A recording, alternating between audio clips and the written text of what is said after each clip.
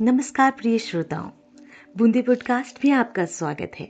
मैं हूं गीतांजलि और आज हम आपके साथ एक बहुत ही खास दिन के बारे में बात करेंगे। गणतंत्र दिवस यानी रिपब्लिक डे। ये वो दिन है जब भारत को एक स्वतंत्र गणराज्य के रूप में अपना संविधान मिला था। तो आइए हम आपको लेकर चलते हैं इस दिन के ऐतिहासिक सफर पर।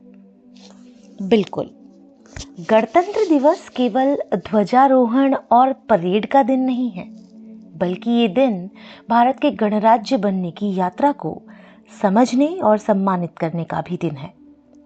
तो आज हम आपको लेकर चलेंगे 26 जनवरी 1950 के दिन, जब भारत ने अपनी पूरी तरह से तैयार संविधान को अपनाया और एक गणराज्य के रूप में दुनिया के सामने खड़ा किया।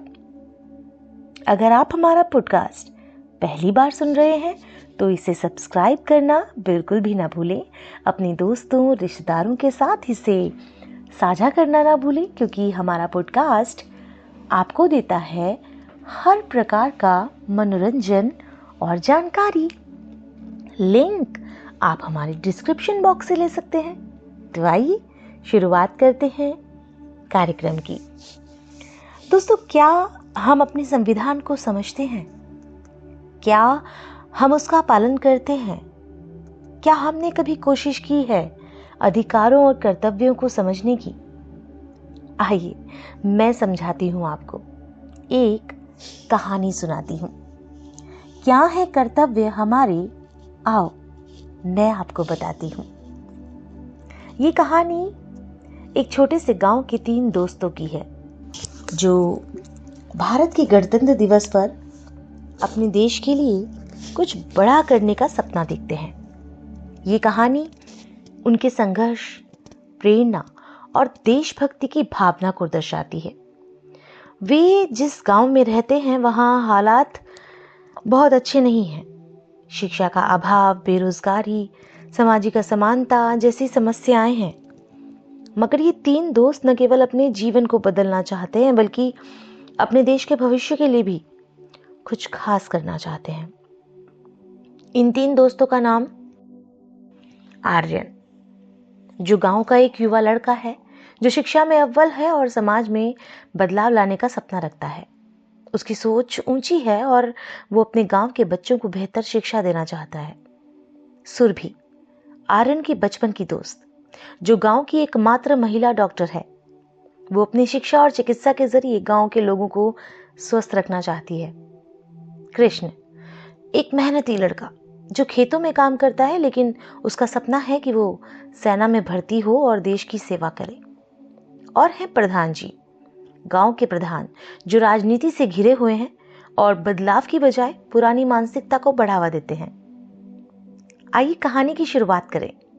कहानी की शुरुआत गांव में एक छोटे से स्कूल के दृश्य से होती है, जहां बच्चे बहुत कम संसाधनों के साथ पढ़ाई करते हैं।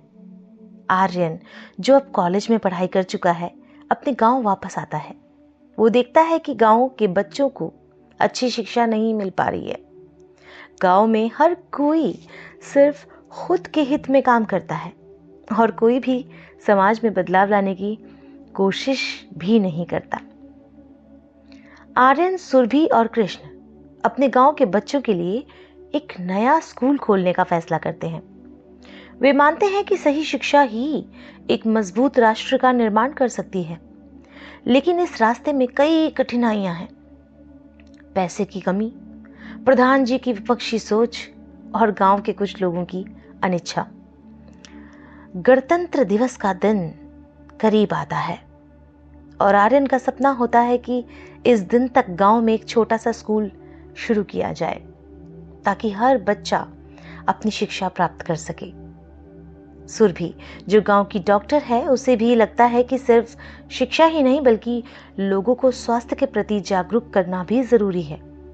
कृष्ण अपने सपने के बारे में सोचते हुए सेना में भर्ती होने के लिए तैयारी करने लगता है।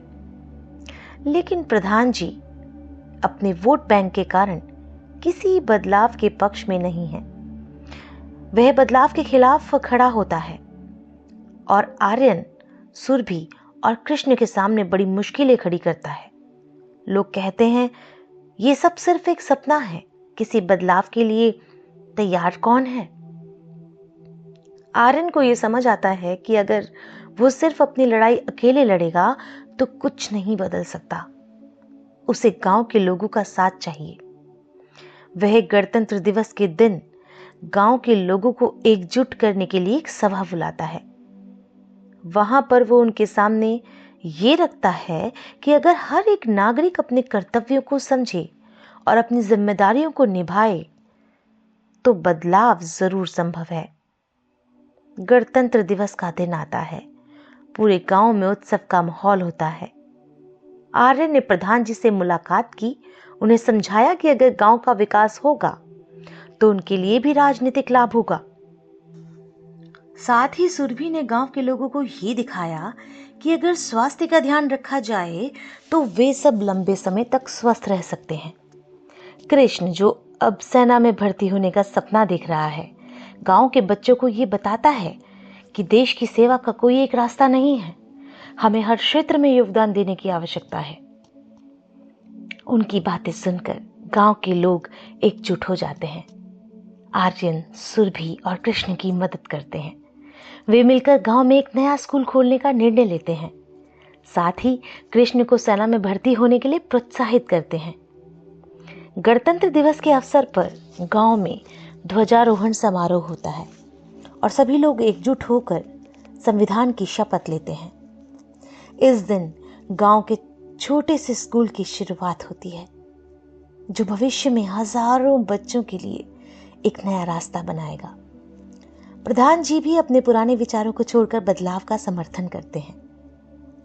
कहानी का समापन एक प्रेरणादायक दृश्य से होता है, जहां आर्यन, सुरभि और कृष्ण को देखकर गांव के लोग ये समझते हैं कि देश का निर्माण सिर्फ बड़े शहरों में नहीं बल्कि छोटे छोटे गांव में भी होता है। ये दिखाया जाता है कि एकता, शिक्षा और समाज सेवा से ही हम अपने देश को सशक्त बना सकते हैं। कहानी के अंत में गणतंत्र दिवस के महत्व को समझाते हुए सभी लोग अपने कर्तव्यों के प्रति जागरूक हो जाते हैं। दोस्तों, ये कहानी हमें ये सिखाती है कि अगर हम अपने देश के प्रति सच्चे और ईमानदार हैं तो किसी भी कठिनाई का सामना करके हम समाज में बदलाव ला सकते हैं। गणतंत्र दिवस सिर्फ एक तिथि नहीं है, बल्कि ये दिन है हमारे कर्तव्यों को निभाने और देश के प्रति हमारी जिम्मेदारी को समझने का।